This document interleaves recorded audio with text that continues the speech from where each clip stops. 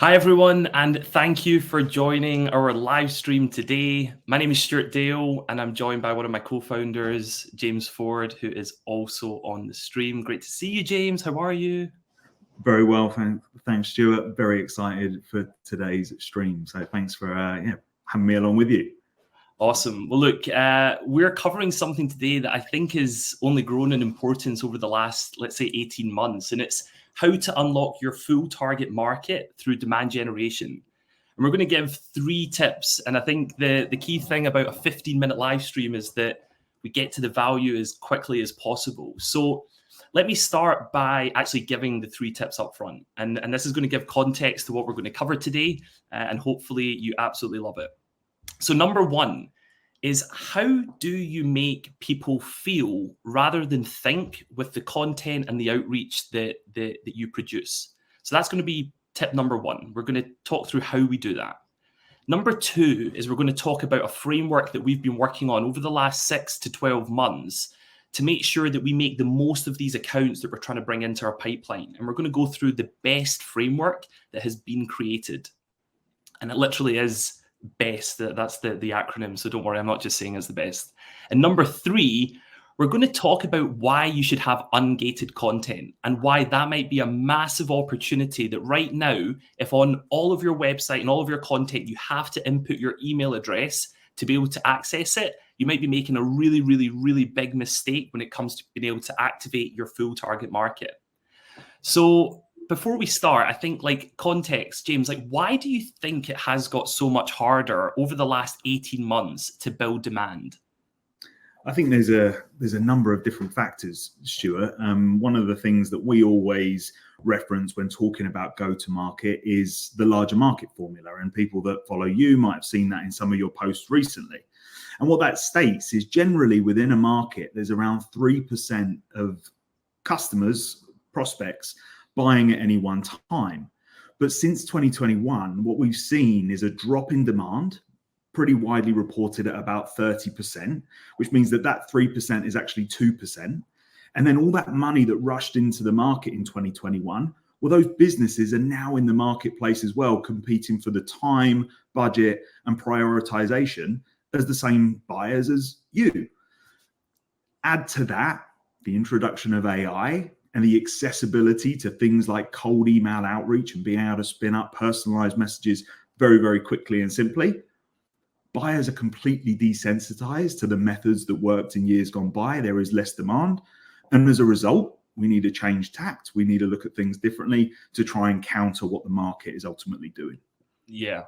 I mean, look, if you look at your inboxes, whether it's email, whether it's LinkedIn, it is so noisy with messages that are like, do you want to book a meeting? Do you want to book a meeting? Great to connect. Do you want to book a meeting? And even on a personal level, I've become so desensitized to like most forms of outreach that the question is like, how do you innovate in the modern world of demand to be able to actually build demand? So the first tip that we were going to talk through was this opportunity. When you think about that kind of full larger market formula, how do you activate people that aren't currently in the market and buying today, which we know is, let's say, like 70, 80% of everybody that could be your customer but doesn't know you exist? How do you activate them? Like, what would be your tips there?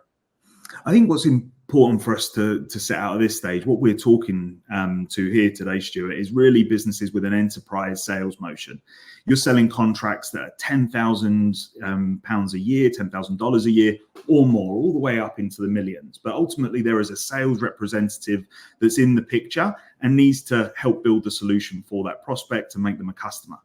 Now, if we think about the go-to-market strategies that have always worked for those types of businesses, it always comes down to a sales rep having a very clear set of accounts that they are targeting. If we step beyond that into the realms of marketing and demand generation, it's still the same. There is a world of businesses out there today that really should be your customer, but right now they don't know that you exist. And if you've done a reasonably good job on brand and they do know you exist, well, they just don't know clearly enough the value that you can bring to them. And so what we need to do is engage them. And what we've seen over the last year and a half is the proliferation of, do you want to book a meeting? Can I have a meeting?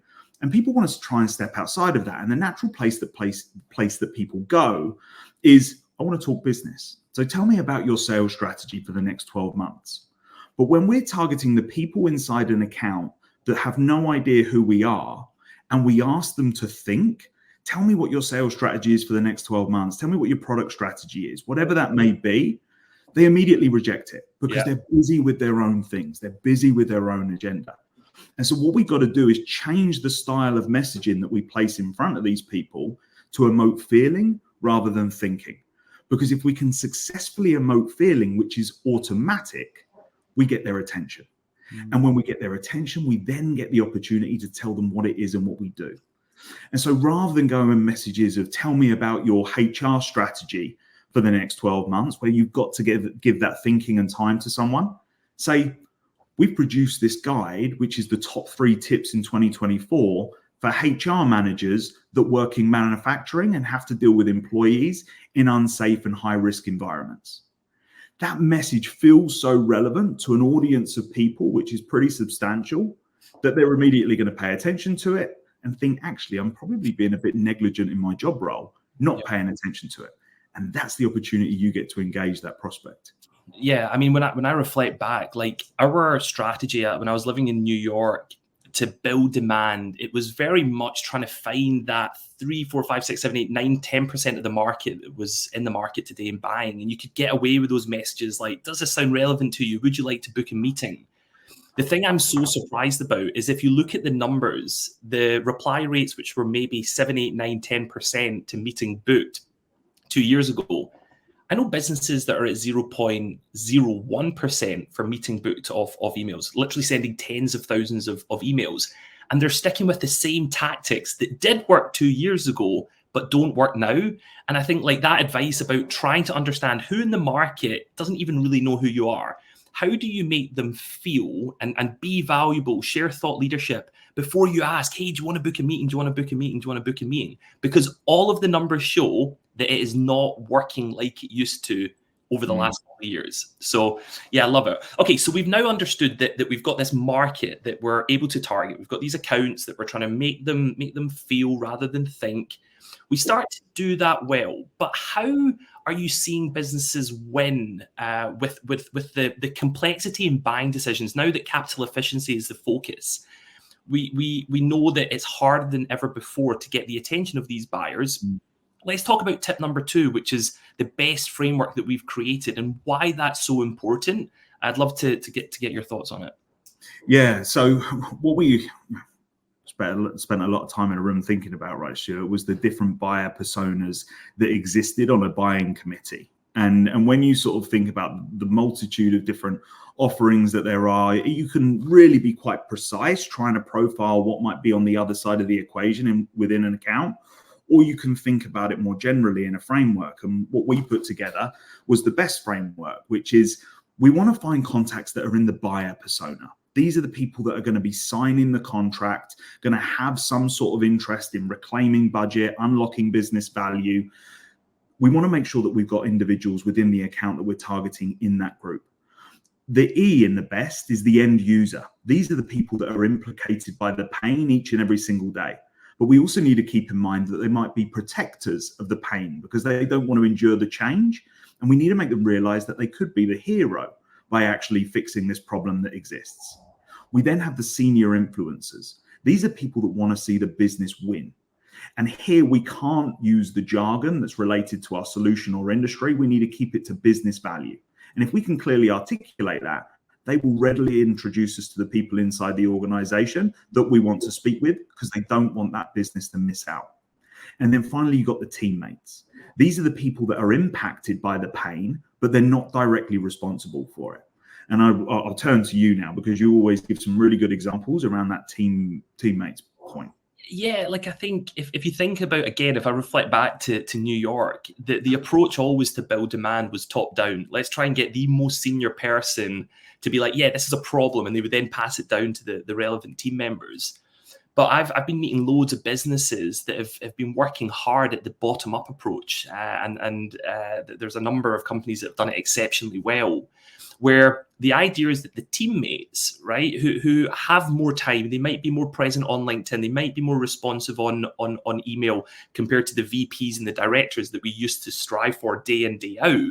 are there to give you insight, there to inform you about what is going on within the business. Like, how is this problem challenging you? You then take that insight from the teammate and you start working your way up through the organization. Hey, I heard this from the team. How are you solving that as the manager, or whatever that problem might be? But the thing that I want to get across is that it's not just one or the other. It's not just focus on teammates. It is about having a concise effort to your content and your strategy, your emails, your LinkedIn automation, your cold calling across all four. And that's the trick. It is about thinking systematically about the people that you're trying to target and how you can change the language, the content, the message, small tweaks. But somebody then looks at it and goes, yeah, that is the problem that I face. And that's the real secret sauce to it. And to be honest, like, you can use Gen AI to help with this, because it is incredibly good if your input at the top end is strong. So yeah, I love that framework, and really good to hear you talk about it. Yeah, it's a subtle categorization of the personas within a business that you are targeting and you might communicate with. Yeah. But that subtle categorization allows you to send better marketing emails with more appropriate subject lines. It allows you to send cold outreach, which frames and caveats how you're looking at this particular problem in the right way. And it also enables callers to start conversations in the right way too. Yeah. And it's a subtle thing that you can do at the beginning of your motion that really influences a positive change throughout. So definitely something that we would highly recommend. Good. All right. So that's tip number one, tip number two. Tip number three, and this is a little bit more controversial, because the traditional way to leverage website traffic, or even LinkedIn traffic if you've got ads, is let's get the email address so that we can attribute who it was that engaged with us at particular point X, or whenever that may be. Our third tip is to ungate content, and it's to remove those blockers. If you look at the OrbitalX website, all of our LearnX section is completely ungated. And James, like, I think it'd be super helpful if you can just explain, why is that a logical approach when we think about demand generation in 2024 and beyond? One of the things that we often talk about when we're working with our customers is there's two foundational characteristics that lead to any business being successful. The first is that they successfully get the market to trust them. That's, I'm going to give you my time, I'm going to give you my attention, I'm going to sign a contract and believe that you're going to deliver on your promise. And the second characteristic is businesses deliver on those promises. And that's what builds successful businesses. On that first part of the equation, at a very human level, we need to get people to like us. Because once we get their attention and we get them to like us, that's when they start to give us their time, budget, and prioritization. And the best way that any business can do that is helping them with problems that they are legitimately suffering with today. And if you can start to take that brave step towards helping people without any expectation of return, in high tides, all boats rise. And that's what ungated content does. It allows you to produce things which individuals are legitimately struggling with today. And when it helps them through that struggle, they start to think, they really helped me with that. I wonder what else they can help me with. And it invites these sales conversations where actually they've already done their information gathering. They've already decided that they like you. And sometimes they even want you to like them in return, which is a pretty dreamy sales scenario. Yeah, it's so funny, right? If you think, like, even when I'm looking for content online, when I see a lead form, I'm like, as soon as I put my email address in here, I'm going to get bamboozled with poor quality marketing emails, or I'm going to get this approach, and I might not be in the market ready to buy for 6, 9, 12 months, whatever that may be. But when you find the company that's ungated it, and you can easily share it internally, if I forward it on to you or forward it on to Josh, when it comes to the time that we want to make the buying decision, boom, we already remember the company that gave us that content up front. And I think that's like a really important part for everybody to think about. But the second part is that if you give that content up front, when you then reach out to say, hey, we're hosting this live event, would you like to join? They know who you are. They somewhat trust you. And their probability to say yes goes through the roof. And one of the big moves that we're seeing right now is this whole concept of inbound led outbound. And if you've seen this content being shared on LinkedIn, like, it's one of my big predictions for where the world of outbound is going to go. And really what the basic principle is that you take all of these signals, these small touch points, these small interactions, whether it's somebody saying yes to joining a live event, whether it's seeing a like on a post on LinkedIn, and you take that as a signal to then be like, that's who I'm going to prioritize my world-class outreach to go to, because I've seen that little bit of intent. But in order to get there, you have to activate that full market far, far quicker and far, far better than many, many software companies are. And it gives you laser focus on who to prioritize. So look, I think there's a huge amount that we can talk to about that. And probably it's the topic for the next live stream, which we'll do in the next few weeks. But conscious of time, I think we're at full time. Any final point, James, you want to get across just as a final summary? Perfectly set up for the next one, Stu. Love that. That was on the money. Look, what was going through my mind just listening to you talk there is, the truth is it's really hard and difficult to find the people that are in the 3%. It's hard and difficult to find the people that in the 17 and the rest of that larger market formula that we were talking to earlier. And so if you can start to identify those businesses that really should be your customer, they just don't know who you are yet, and start to treat them equally by providing high value touch points to them consistently, that positive sentiment towards you and your business will naturally grow, and it leads to better outcomes as part of a whole demand generation motion. So yeah, that was just a final thought. 100%. And look, the summary is for anybody that's watching this now or watching on playback, if your numbers are showing that performance is dropping, do not try to solve the problem with more volume. You have to innovate. You have to think differently. We've talked about 3 things mainly today that we wanted to get across. Make your target accounts and your target contacts feel, not think, with the content that you share to initially get their attention. Asking for a meeting is a heavy ask. What can you do before that to show value, to be insightful? Number 2 was our best persona framework. Thinking about the different people that need to be part of the purchasing or even the decision to meet you. Target them like in an intelligent way with slight changes to the approach based on who they are. And the third one was ungated content. The opportunity to open up all that amazing content that you have on your website, wherever else it might be existing, and give that out to the world. Because what you will see is when you give that value up front, all of the other metrics should start to increase because people trust you.